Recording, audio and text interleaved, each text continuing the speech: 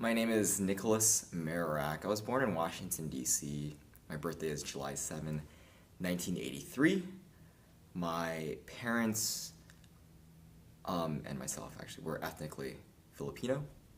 They migrated to the States in the 70s, and I grew up outside D.C. as well. Great, thank you. And how about the schools that you, up to the moment when you joined the military? What kind of educational background do you have?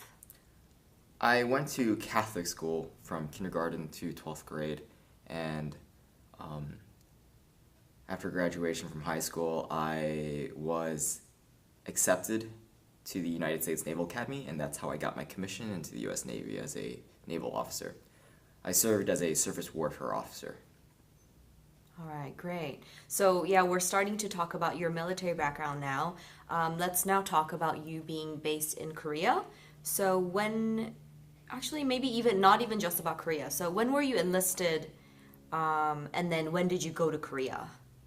I was commissioned in 2007 upon graduation from the Naval Academy. It's different than being enlisted. If you enlist in the military, then you go through boot camp or whatever indoctrination the branch of service you're joining has. For officers, it's necessary for you to have at least a bachelor's and have graduated from college. So I graduated in 2007, and that's how I became a commissioned officer. Okay. What kind of basic military training did you have? And like where, what kinds? My military training started at the Naval Academy. We have our own indoctrination prior to starting the academic year. And then it's really just constant military training. It's integrated into our college studies. So we actually take classes that are applicable to our military service in the future. So for instance, for me, I was a surface warfare officer, which means that I serve primarily on ships or providing support to the fleet in the U.S. Navy. So I took navigation courses in college and other classes that were applicable to that job. And are you still a part of the Navy? I'm not. I was retired, medically retired, in April of 2014. Okay. So then your rank right before retirement was what? I was a lieutenant or O3 in the Navy. All right, thank you. Now let's talk about Korea. So again, when and where? So when did you go to Korea and where was it that you went to? In 2011, I first went to the Defense Language Institute to learn Korean. Which is in? It's in Monterey, California, so about 95 or 105 miles south of San Francisco. And the school focused not just on language, but also the culture somewhat. And then I went to Seoul and served at the United Nations Command. And we were based out of Yongsan. Okay. And when was it that you arrived in Korea? I arrived in the fall of 2011.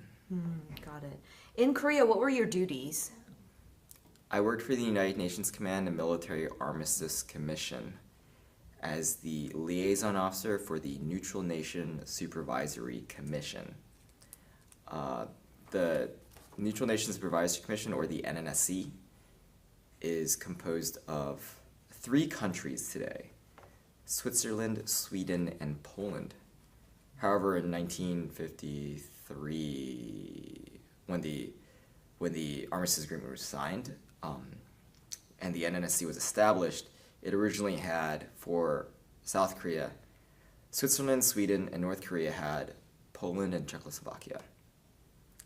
In 1993, when Czechoslovakia split, North Korea didn't recognize them as the same country established in the Armistice Agreement, so they kicked them out, essentially, and eventually they kicked out Poland too. But today still, the NNSC still exists in South Korea, and so you have a Swiss and Swedish camp in the DMZ at the Joint Security Area. I see. And so my duties as a liaison officer for them was making sure that they had everything they needed to fulfill their duties as assigned in the armistice agreement, which is really just making sure that all the restrictions that are in place in the agreement are being abided by. And they also provide a neutral perspective, which also provides legitimacy for what the U.S. does and what other countries are doing in Korea. I see. Thank you for sharing. Now let's talk about your experience in Korea. You said you got some Korean language and culture education from the Defense Language Institute. So would you say you have already known, you learned a lot about the Korean culture or Korea itself? How much knowledge do you feel you had before you were dispatched to Korea? Before I went to Korea, I wasn't able to actually complete the language training required because the job that I had to go to needed me sooner than later. So my cultural knowledge was pretty much just limited to what I learned before.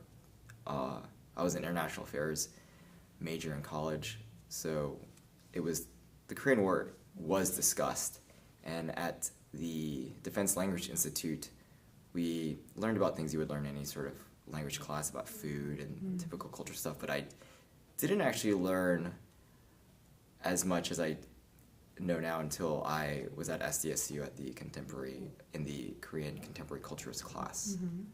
Yeah, then how about knowledge of the Korean War and the Korean War veterans? Would you say also very little?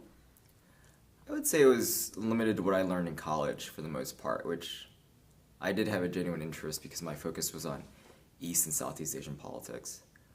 But other than that, it wasn't as much as I did when I learned what I learned at SDSU. Okay. Now tell me, what was it like when you arrived in Korea? Like your first impression of Korea, and how was your living condition? So my first time in Korea was actually before I moved there. I was at one point stationed in Japan and decided to take a week trip to Seoul because I'd never been. And I found the language really intimidating because you would see, for instance, Korean written down in letters and not in actual Hangul, and I found it very difficult to try to pronounce or say words or names of places. But when I moved there and I had some basic understanding of the language and I could at least read, it wasn't very difficult for me to get around on my own. As far as meeting and I guess networking with Koreans, it was fun. I enjoyed it. I enjoyed learning as much as I could as I was there. And how was your living condition there? And how much were you paid? I lived on the 27th floor of a high-rise in Samgakji, which is an adjacent neighborhood to Yongsan, kind of near Itaewon, about I guess a half-mile walk. So I had a nice apartment. It was a good place. As far as being paid, I was paid well. I was living very comfortably. Let's see. How was your relationship with Korean soldiers? I actually worked very closely with a Korean. She was a Korean captain, and she got promoted to major, and she was an intel officer for the ROC Army. And we had a very good relationship, a very good working relationship. And what I actually enjoyed the most out of her, and I didn't really learn about that this was a thing until I took that class, about the like hiking trips and parties that you have with your coworkers.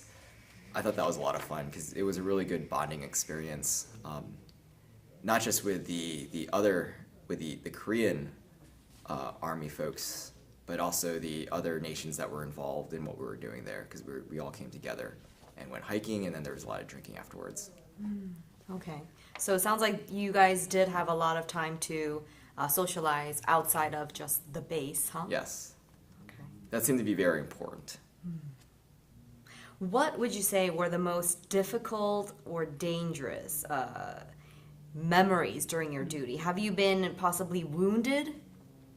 I was never wounded while working in Korea, and I never actually felt in danger. So, because of the office that I worked for there, I was constantly at in the DMZ, specifically at the JSA, the Joint Security Area, and I was also able to walk around on my own, which is kind of funny. If you work there, you have to wear a specific armband that identifies what you do, and if you're armed or not armed. So soldiers that actually work in the DMZ will wear an armband that's black, I think, and it identifies them as being some sort of security force there. When I would work on the DMZ, I had to wear my yellow armband, which meant that I was not armed, but still working in some sort of official capacity, because we did a lot of tours of the DMZ, because educating people on what's going on there, what we're doing there, is important. But yeah, I would be able to walk along the DMZ by myself, and I would have North Korean soldiers staring at me. And then, I mean, if they really wanted to cause an international incident and kidnap me, I guess I'm like right there. But in all honesty, no, I was never afraid. So that would be maybe one instance where you felt slightly in danger, but since it's not, that's your point. There was really no. It was just it was a reality of my work day. Okay. What were other? We also stood watch. When I was there, also when the passing of power to Kim Jong-un, and also the rocket launches that he did. Then, what would be one of your happiest or most rewarding memories from your duty? Usually, it was when I would finish facilitating a meeting between high-ranking officers of the Swiss, the Swedes, the Americans, and the Koreans, and we came to some sort of agreement on something in particular, and we moved came to this agreement and moved in a specific direction, because it meant that I was involved in getting stuff done. Great, great.